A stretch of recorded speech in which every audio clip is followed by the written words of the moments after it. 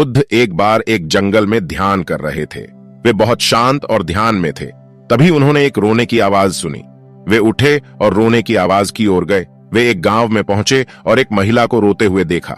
बुद्ध ने महिला से पूछा कि वह क्यों रो रही है। महिला ने बताया कि उसका बेटा बीमार है और वह मरने वाला है। बुद्ध ने महिला को सांत्वना दी और कहा कि वह उसके बेटे को ठीक कर देगा।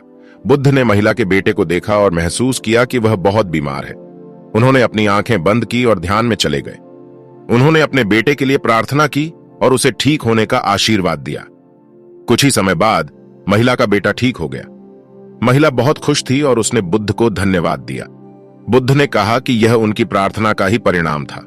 बुद्ध ने इस घटना से सीखा कि सभी लोगों को दुख होता है। उन्होंने महसूस किया कि उन्होंने लोगों के दर्द को महसूस किया था और यह उन्हें बहुत दुख हुआ था। उन्होंने लोगों को इस दुख से बचाने के लिए एक रास्ता खोजने का फैसला किया। बुद्ध ने कई सालों तक ध्यान किया और ज्ञान प्राप्त किया। उन्होंने लोगों को दुख से बचाने का तरीका खोज लिया। उन्होंने लोगों को बताया कि दुख का कारण अज्ञानता है। उन्होंने लोगों को बताया कि ज्ञान प्राप्त करके वे दुख से बच सकते हैं। बुद्ध ने लोगों को ज्ञान का उपदेश दिया और उन्होंने कई लोगों को दुख से बचाया। बुद्ध एक महान शिक्षक थे और उन्होंने लोगों को दुख से मुक्ति दिलाने का मार्ग दिखाया। एक बार भगवान बुद्ध एक गांव में घूम रहे थे।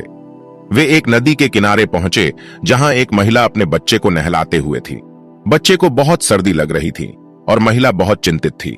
भगवान बुद्ध ने महिला को पास बुलाया और कहा, मुझे तुम्हारे बच्चे की मदद करनी है। भगवान बुद्ध ने अपनी मां को एक आसन पर बैठने के लिए कहा और उन्होंने बच्चे को अपनी गोद में ले लिया। उन्होंने बच्चे के माथे पर अपना हाथ रखा और एक शांत मंत्र का जाप किया। कुछ ही मिनटों में बच्चे की ठंड उतर गई और वह मुस्कुराने लगा। महिला बहुत खुश थी।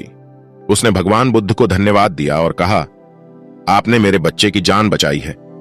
मैं आपको कभी नहीं भूलूंगा। भगवान बुद्ध ने कहा, मैं सिर्फ एक छोटी सी मदद कर रहा था। सभी प्राणियों को प्यार और करुणा से मदद करना चाहिए।